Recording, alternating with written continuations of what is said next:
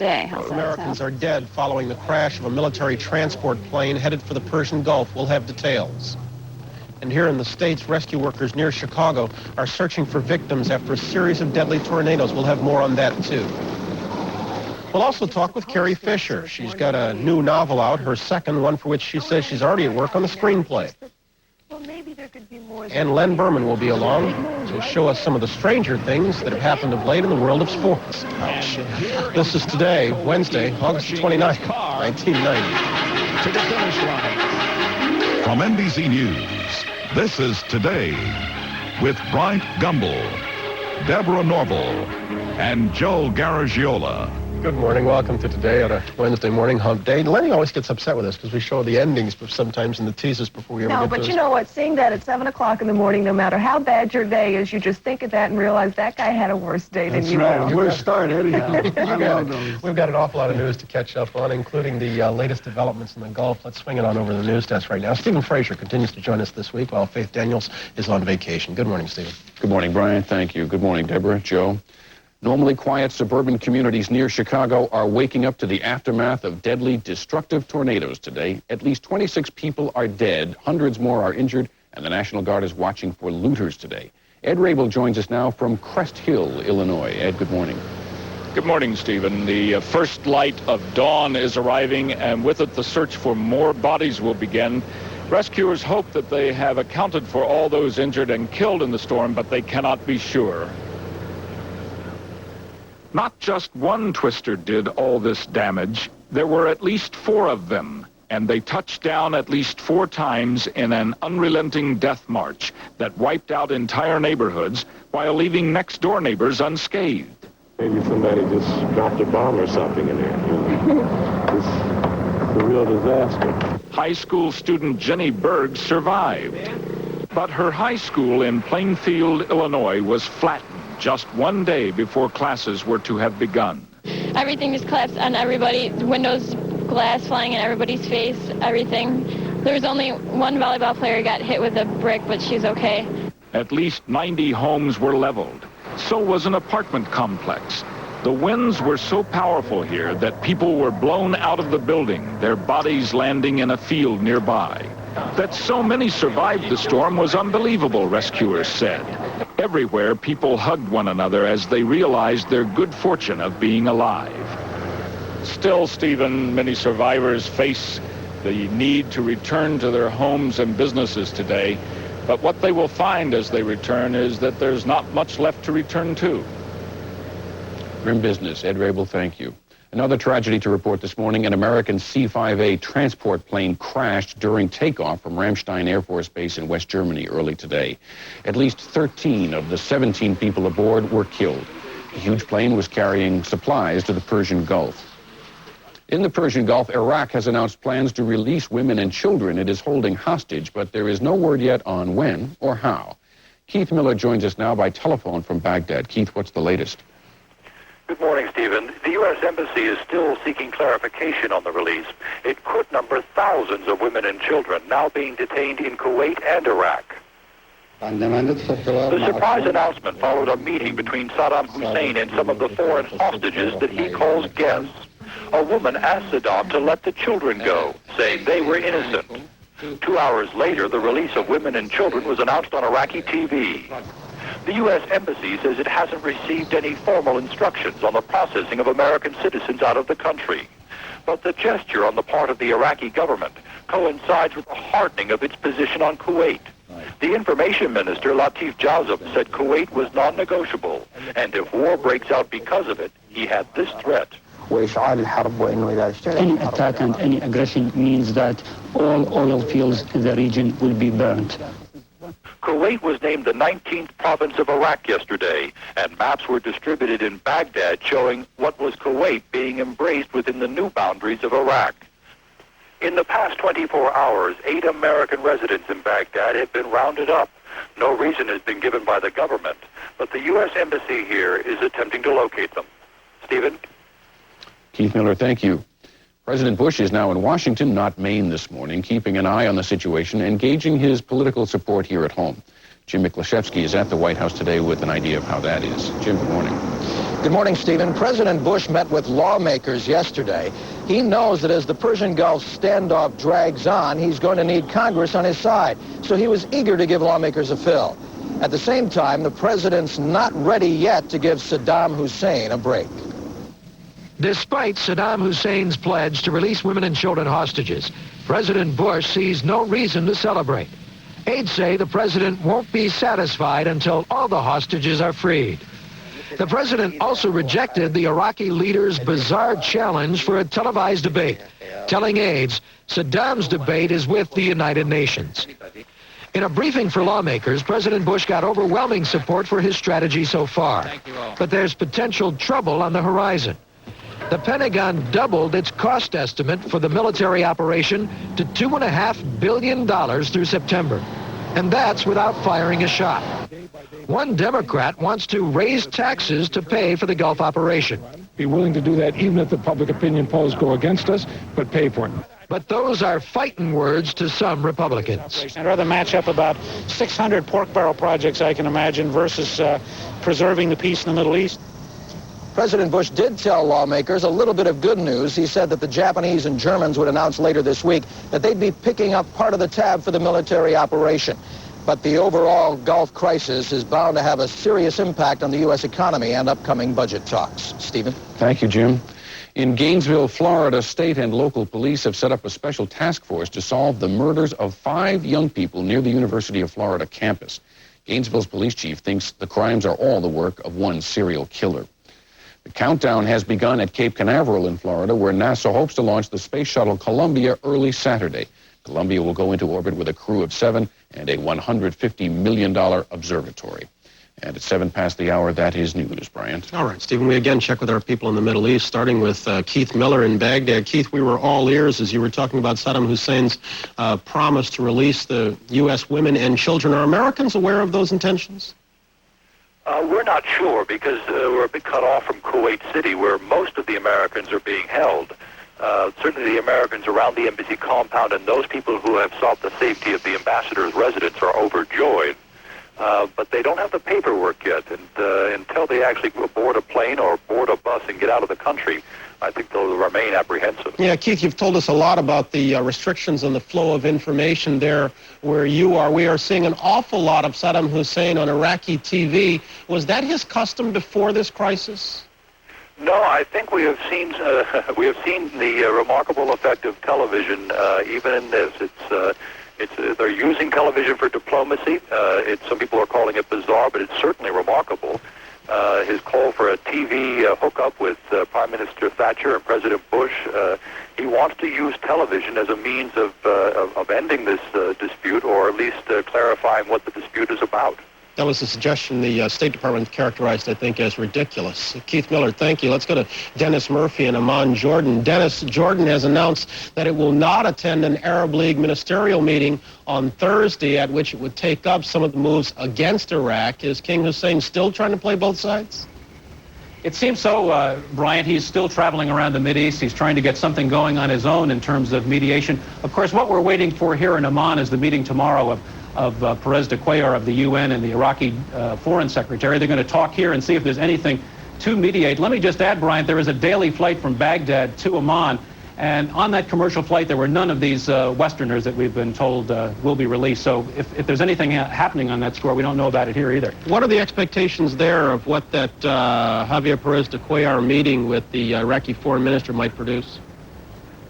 Well, I think it's an open agenda. There are different plans for some sort of mediation floating about. It has to do with giving back some land to Iraq, some islands off of Kuwait, and some royalties, and having to do with referendums to bring a new government to Kuwait. There's a lot of variables here, but of course President Bush is saying good luck, but he's not endorsing any of this. So it seems to be a totally other agenda from what's going on with a showdown of the war of words and these video nasties and show of resolve from Washington. President Bush not the only one saying good luck. As we'll hear shortly, the Israelis are pretty much saying the same thing. Dennis Murphy in Amman, thank you.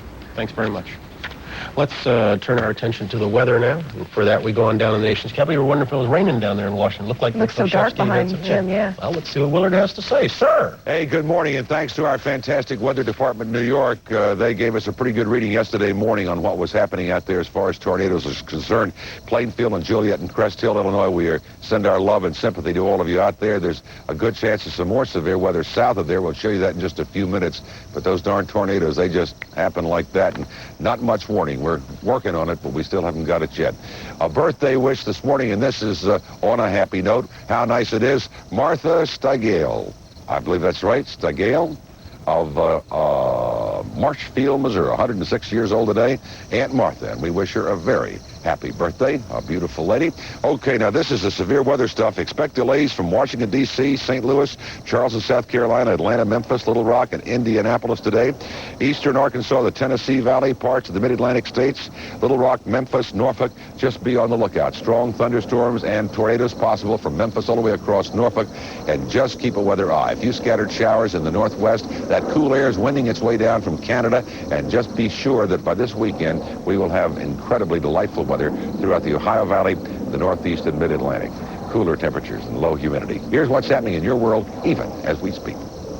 Good morning, I'm Dave Selesky. Weather in Israel and the Gulf crisis. Throughout these past few weeks, Israeli officials have kept a low profile. But now it seems the prospect of a political settlement with Saddam Hussein has some Israelis expressing concerns about the administration's objectives in the Gulf. Eliyahu Ben Elisar heads the Israeli Knesset's Foreign Affairs and Defense Committee. He joins us from Jerusalem this morning. Good morning, sir. Good morning. Is Israel opposed to any negotiated settlement? Oh, no, absolutely not. We would like very much to see this crisis resolved without any hostility, without the United States having to use force. But as far as we can understand, the United States, the whole free world, and some Arab countries, and Israel as well, wants to see Iraq evacuate, withdraw from Kuwait. If this is possible without using force, has to still to be seen. Well, Defense Minister Ahrens has said that U.S. aims in the Gulf are too limited. His words, not mine. What is it you want the United States to do? You have your GIs, you have your boys, your soldiers in the Gulf, and the United States administration has to decide how to serve the best the interests of America and of the free world. Then why the suggestion that our aims are too limited?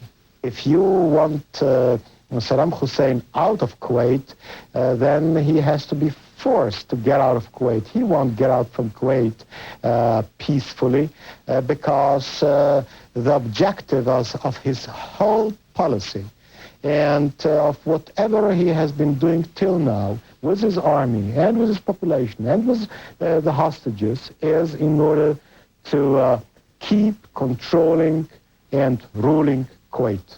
You sound like you're asking us what Ariel Sharon has asked. I mean, Ariel Sharon has said President Bush must soon launch a major attack to bring down Saddam Hussein. Are you suggesting the United States become the aggressor in this crisis? No, absolutely not. I would not dare suggesting anything to Washington. But you are suggesting we can't get him out by diplomatic means and that we somehow have to get him out. No, sir. I am simply describing a reality, a Middle Eastern reality that we are very aware of as I understand it and as we see it. But you will see no Israeli official, no member of the government suggesting to the administration what they ought to do. How concerned, sir, are your people that some of the relationships the U.S. has formed during this crisis might diminish the future importance of Israel in the eyes of U.S. policymakers? Israel will, for a very, very long period and a lot of time, remain the only democracy in this region. Will be, as long as possible, and I hope forever, the staunchest ally of the United States. And sometimes it is wise that an ally plays a very low-profile role. And I think that this is a time. But sir, this crisis is pointing out that Israel is an ally that we can't use without destroying other existing relationships. Don't you fear that that diminishes Israel's importance in future? Of course not. This is not the reality at all. For the time being, the United States, together with Saudi Arabia and Egypt, and to some extent Syria and other Arab countries, trying to resolve this a very acute crisis created by a bloodthirsty dictator, Saddam Hussein of Iraq. Eliyahu Ben Ali Sar, thank you. Well, we're back in just a moment after a break. This is Today on NBC.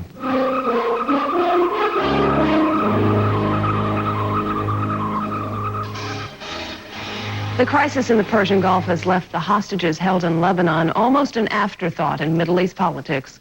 On Friday, with relatively little fanfare, Irish teacher Brian Keenan was released after being held hostage for more than 4 years, the 5th hostage released from Lebanon in the last 5 months. He's now back in Dublin undergoing medical treatment. Another former hostage, American Frank Reed, was released just last April himself, and he flew to Dublin and met with Mr. Keenan. This morning, Mr. Reed is in our NBC News Bureau in London. Good morning. How are you?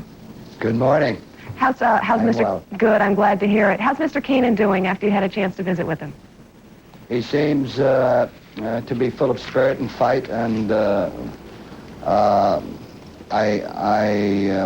asked the Prime Minister and his cabinet to make sure that he'd had the same kind of thorough testing that I had for arsenic poisoning, and as a result of his beatings, other kinds of tests, and he seems to be willing to get out very quickly. I got out in 11 weeks. He seems to think he can get out in 3 days. Let's see. Well, we applaud his energy anyway. You had pretty severe treatment during your period in captivity. Did Mr. Keenan have much the same kind of treatment? Well, he was. I was present when he was being beaten. It was a pretty sickening moment for me in my life. Yes, he has been beaten. I came here to really, and now I'm in London, to really talk about hostaging and talk about John McCarthy, who was our other mate. The three of us were together, as you probably know, for 10 months. Right. And I'm here now to speak about hostaging. And for me, hostaging means that someone's been kidnapped, and kidnapping means trading, and trading means talking. And no one seems to be willing to talk in America or England about some very fine men that are still in the hole. Remember, Anderson and Sutherland have been there for almost 6 years now. They're in their 6th year. Indeed so. Where is thy humanity, America? You've had a chance to talk to some of the officials there in Great Britain. Have they been any more receptive to your notion of negotiating with the captors than the folks in America have been? What it really does, I've been asked over here about the situation in Kuwait, and for me, they may be better called prisoners of war, because if we call them hostages, it may be a kiss of death, because neither Margaret Thatcher or President Bush has a very long history of negotiating. And if they're hostages, someone's saying they've been kidnapped and we must trade and we must negotiate. So I'd rather think of them as prisoners of war than hostages, because hostaging to me means cells and cruelty and beatings and death. And I have trouble dealing with the word hostage for the people in Kuwait, as I know it from my point of view. And understandably so. Do you think that the other Americans and other Westerners who are held in Lebanon as you are in any greater danger today because of the situation in Kuwait and Iraq? I don't think so. I mean, let us remember that they're held by Iranian-sponsored groups, and Iranians and the Iraqis are not very good friends.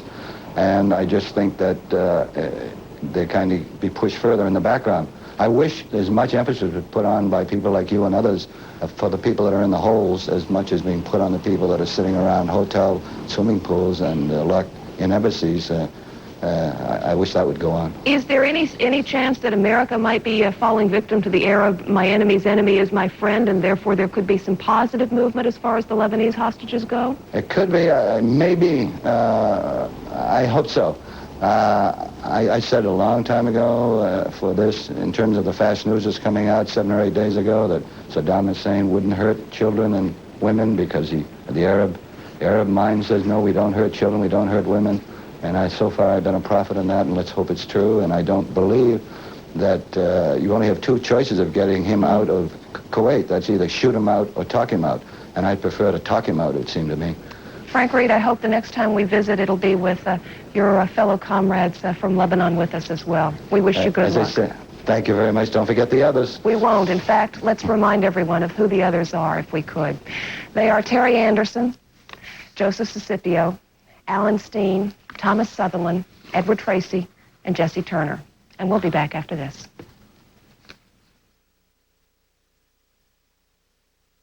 For it. We all knew before Iraq's invasion of Kuwait that American consumption of foreign oil was like living on political quicksand. Sooner or later, we were doomed to become mired in it, unless we developed alternatives to our insane dependency on foreign oil. The oil embargo more than 15 years ago should have taught us that. Just consider what new technologies might have come along if we'd been willing to spend $40 million a day to develop alternate fuels. If the nation had made that commitment back then, Iraq's invasion of Kuwait would not have caused a ripple in international relations. After all, Arabian states have been invading each other for centuries, so we shouldn't have been surprised. President Bush is right about one thing, though. The invasion threatens America's way of life. But that threat has come as a direct result of our own mismanaged energy policy. If the President and Congress are so easily willing to spend $40 million a day to put up a fight, they should be just as interested in matching that sum with an investment in alternate energy. So we call upon our own Northwest Congressional delegation to take the lead in first restoring the energy programs dismantled by President Reagan, and then by continuing to make the necessary financial commitment to energy research. Channel 8 welcomes viewer response.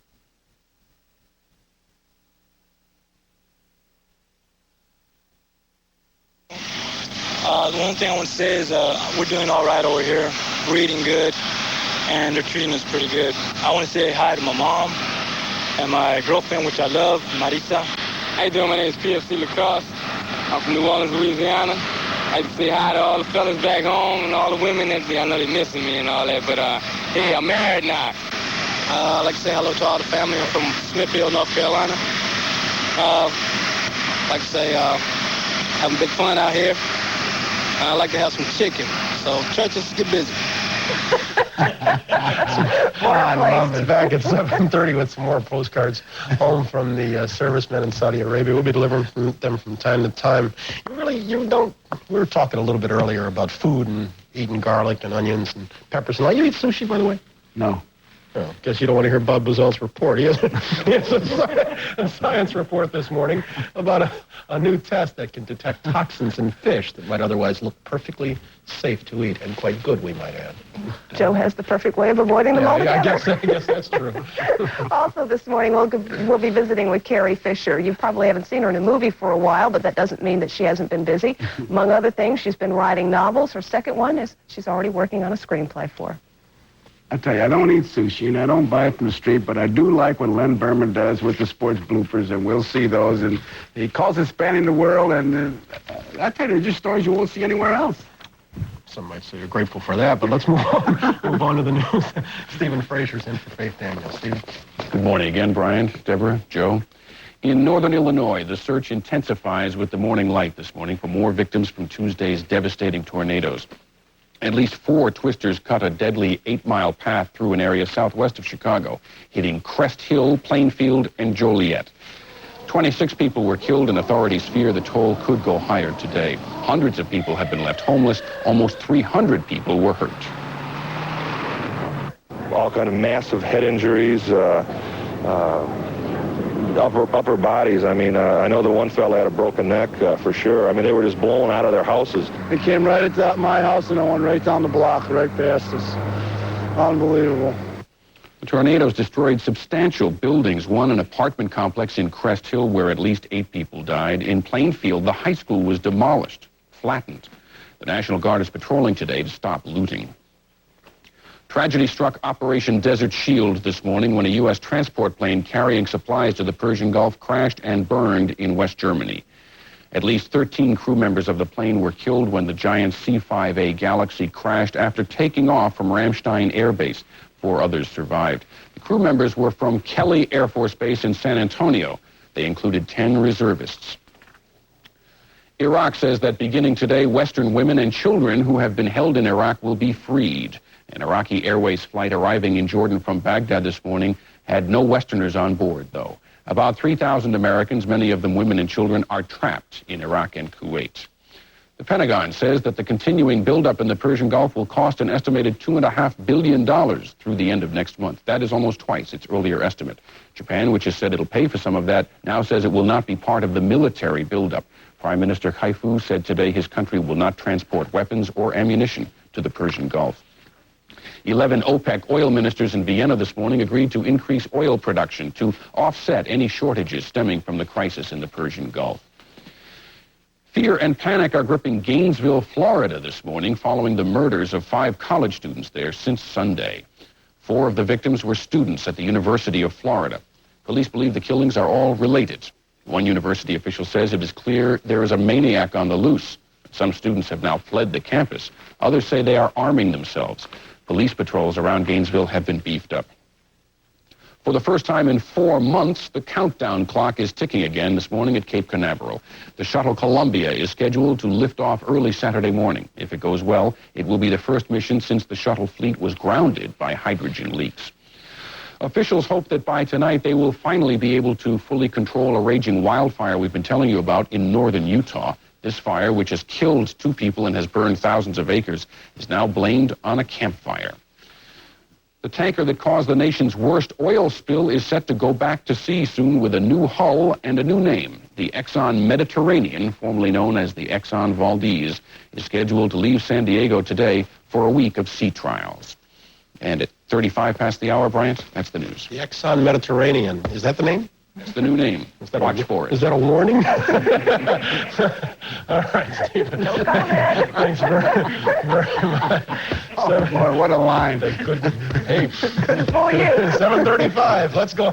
It's safer with Willard down in Washington. I think. Willard. I changed the name of my production company from Titanic to Hindenburg, and nothing else has worked, so I figured I'd try that. Hey, there's a great T-shirt. Take a look. The Community Hospital of Chula Vista, California, is holding a groundbreaking today for a brand new wing for their maternity unit. It's called a Labor of Love.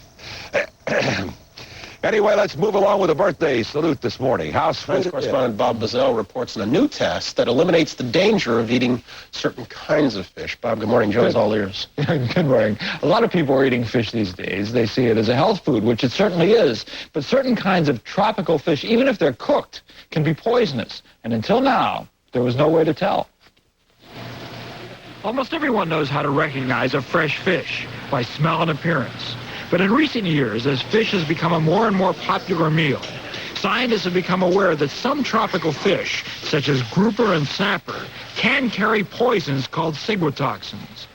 Researchers at the University of Miami's Rosenthal School of Marine Sciences study the toxins. The poisons are seldom fatal, but they can cause paralysis, severe headaches, and other nerve-related conditions. About 10,000 cases of poisonings are reported in the U.S. each year. The thing about ciguatoxic or fish flesh toxin incidences is that the fish does smell fine. It's absolutely fresh fish. It looks good. It tastes good. It just has very, very small amounts of this incredibly toxic material in the flesh. The problem occurs because the toxins are a natural chemical in certain microorganisms called dinoflagellates. They are the dots in this microscopic picture, and they live on natural sea plants, algae. On coral reefs, thousands of species of fish eat the algae and thus ingest the organisms with the toxins. The toxins do not harm the fish, but they build up in the fish's body. As bigger fish eat the smaller fish, the amount of toxin accumulates, getting most concentrated in the largest fish. One of the most dangerous fish to eat is barracuda, which cannot be sold legally in the United States. In his laboratory in Miami, Dr. Daniel Bodden grows these large cultures of the organisms that produce toxins. He has had some for years, but if he hears of a new area with toxic fish, We go out into the wild, collect samples, and then pluck out individual cells under the microscope, and then culture those and eventually bring them up into large-scale culture like this. the good news here is that the researchers have developed a test to detect most of the toxins. The researchers slice up a piece of fish, put it in a grinder, and then mix it with chemicals in these dishes. If the chemical turns blue, it indicates the toxin is present. If the early results are confirmed, the test should be available commercially for federal and state inspectors next year. that should reduce the incidence of human intoxication. Meanwhile, should you worry about eating tropical fish? Well, I certainly eat tropical fish flesh myself, and when I go to restaurants, I'll order fish. Remember, we talked about less than or about 10,000 cases in the United States annually. When you consider that Americans eat millions of fish meals every day, the incidence is very low. Of course, meanwhile, even having said that, I'm probably scared half of America. But the point is that these are certain tropical fishes, and usually they're big fish that eat on certain reefs. And people in the business will get to know which reefs produce these poisonous Yeah, fish. but even if they have the test and it's available to state inspectors, the inspection system itself isn't terribly wide-ranging. Deborah did a special for NBC that still has the fishing industry furious because, in fact, it's true that even for rotting fish, which is a completely separate problem, it's very difficult to have them. There's 10,000 inspectors for meat and I think 5 or 6 for fish in the country. More to Joe's concerns, and mine too, about sushi. Are you in any more danger if the fish is uncooked? Not at all from this, because most sushi is cold water fish, which doesn't have this. Not tropical. But sushi does have a different problem, which is these terrible parasites, which can eat away your stomach. And the sushi cook, if you have to depend on the sushi chef to be able to take the meat, have the fish meat, have a good look at it before he eats it, then that's a big problem. What am I looking for? I may have a good look at it, but so what? Why don't you have a hamburger? Thank you, Bob. 7:41. Deborah's back in a moment with Carrie Fisher right after this. Talk about me. Old novelist, she tackles that problem in a new book called Surrender the Pink. Carrie Fisher, it's a pleasure to welcome you to New York. Good morning. Good morning. What's so different about the way men and women approach a relationship? Well, I think it's just the difference in men sort of approach them for sex and women approach them for marriage. Which is the classic confrontation, isn't it? Yeah, I mean, I don't know how any of us ever get together anyway. I mean, they're more looking for... Now, that's sort of the cliche. And that gets you in major trouble for you to say it, because you make a generalization and men will say, oh, I'm not out there looking for sex. Well, they have sort of an idea that if one of these many women that they're plowing through turns out to be the right one, then they're ready to settle down. 80% with 20% waiting for the real right woman in case she shows up. What are you trying to say with Dinah and her love interest, the famous producer in this book? It's turbulent at times. Best, yeah. And that's during the peaceful times. No. I don't know. I think I wrote it around the time that she's sort of about 30, and she's sort of coming to the realization that maybe the relationship she was in wasn't that bad, and maybe it was all her fault because he's suddenly in a new relationship which is working, which means maybe she was the dysfunctional partner, you know. But he says to her, she's a bimbo and she's not on my level intellectually, but she adores me. Well, he doesn't say she's a bimbo. In fact, she's not. But what she is she's cooperative. What she is it's the thing in Harry Met Sally. She is low maintenance or lower than somebody that says, get your own food and, you know, fix it yourself, you know, all of that stuff. Less stress. Yeah, well, somebody that's maybe not going to be as stimulating, but maybe you don't want to be stimulated in a relationship. Maybe you want to be soothed. And I think that, you know, it's difficult to know what the relationship's for now. Is it for those great conversations that leave you worn out so that you can't do your work? I don't know. How do you come up with the material for your books? This is your second one. I know you're working on number 3 right now. Everybody talks about relationships, but I think to sit down and bang out a book on them it's a pretty daunting thing. You have to offer yourself up as a guinea pig to the great experiment of what it is to be romantically human.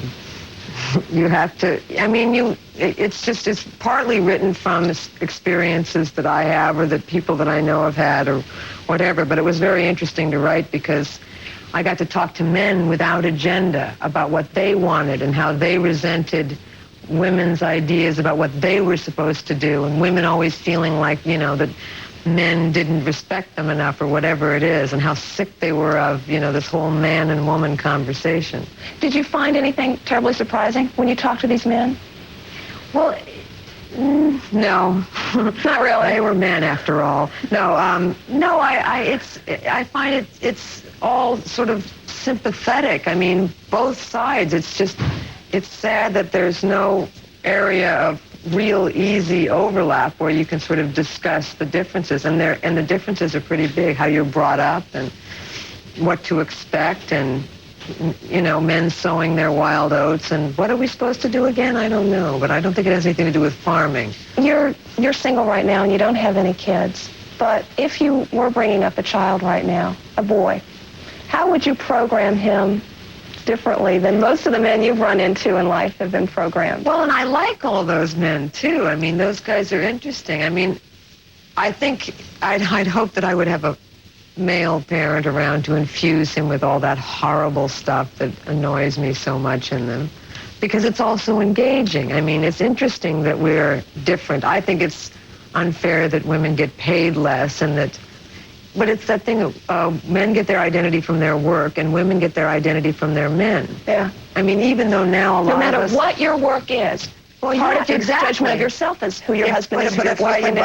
I have this job, but he does this, and so we are, and he has to succeed in the world, and we don't have to succeed as much. But if we don't have a man, we're somehow of a failure. Will women ever stop subjugating themselves like that? I mean, we've talked about this for a zillion years. They need help. I know, but it hasn't changed. No. I mean, it's just supposed to have, so it's more humiliating to keep talking about it. No, we are happy now. It's just that, well, maybe there could be more than 29% roles for women in films. You know, it's just weird that it really hasn't changed. Well, the book is an interesting look into people's lives. Some of it may be autobiographical. We can only wonder. Carrie Fisher, thanks for being with us to talk about it. Lots of luck with the book. Thank you. And up next, Glenn Berman with more from the strange and wacky world of sports.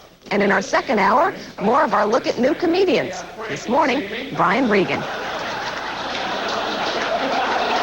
No, it must be right behind his head. I don't know. Department of Life, and somebody's playing off that, and they call it the sandbox of life. I'm going to use that because Len Berman of WNBC TV is here in New York, and he's in our sandbox with his shovel, and he's digging them out. Good A lot morning. of shovel, yeah. It is the sandbox life, I guess. You know, August, Joe, is one of those lap-over months. The baseball season's winding down. You have preseason football starting up, and enough golf and tennis to last a year. But what were the top stories in August? Well, let's go spanning the world for that. It's spanning the world.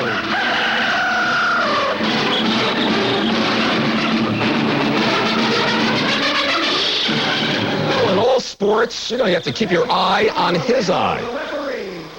Okay, gentlemen, I expect a clean fight.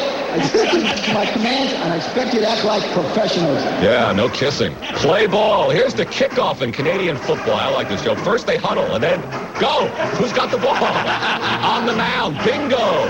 Right off Bill Swift's head for a ground rule double, and he wasn't hurt at all. Our gymnast of the month. Go get him. Ooh, he wasn't hurt either. Here's the battle of the month. This was between Boston and Seattle. Same game. Who could come up with the best rally gear? Do you think the baseball season's a bit too long these days? Our fans of the month. This was during a rain delay in Philadelphia. Fans all came out to the field. One guy took off sprinting in the outfield. They finally caught him and read him his rights. You have the right to remain silent. We have the right to break both your arms. Works out well that way. Here are our golfers of the month. That's Scott Verplank going Verplunk and again, and when he finally gets out of trouble, listen to the fans.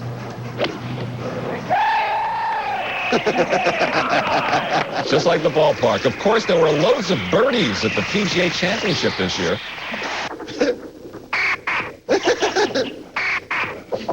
For our athletes of the month, Eric Berg from California. He is the first and only known surfboard juggler in history. Thank you, Eric. Then there's Alan Kawicki. In car racing, do you have to be inside the car? I mean, what is the rule on that one? Our weddings of the month. This is the winner's circle at Birmingham Racetrack. When the Reverend asked if there was any reason the couple shouldn't be married, you know, there were a couple of nays. Sorry about that. In Czechoslovakia, after the vows were made, he just lifted up the bride and skateboarded her off into the sunset. I can't believe Very that. touching moment, don't you think? Yeah, I know. Our races of the month. What a finish at the Michigan 500. The checkered flag in the hands of Metronome. the Michigan 500 at a record pace of 189. Way to go, Al. This is the sports event of the month. True. In Crooked River Ranch, Oregon, they call this the Short Fat Guys Road Race. My kind of race. The official rules say running is discouraged and cheating is requested. The best part, whoever finishes the race gets a Twinkie. Yeah. Tune in next time for Spanning the World. If there is a next time, I'm Don Pardo. That's the only race, true. They stop halfway through and they all have hot dogs and beers, which I think is a good idea, road racing. It is, and if Gumbel was in it, you know what he'd put? He'd put garlic on that Twinkie. Oh, you know, I heard about that. Yeah, I think Can you believe that? He drinks pickle juice. Right? Yeah, the pickles, when they're gone, he drinks the juice and he drinks vinegar. I said, there aren't 20 people watching this show to do that. Strange guy. Why don't you film him and span the We can globe? put that on next month. Yeah, I Get a think you camera should. at Gumbel's house, all right? Okay. Thanks, Len. There's more ahead on Today right after this. Great story.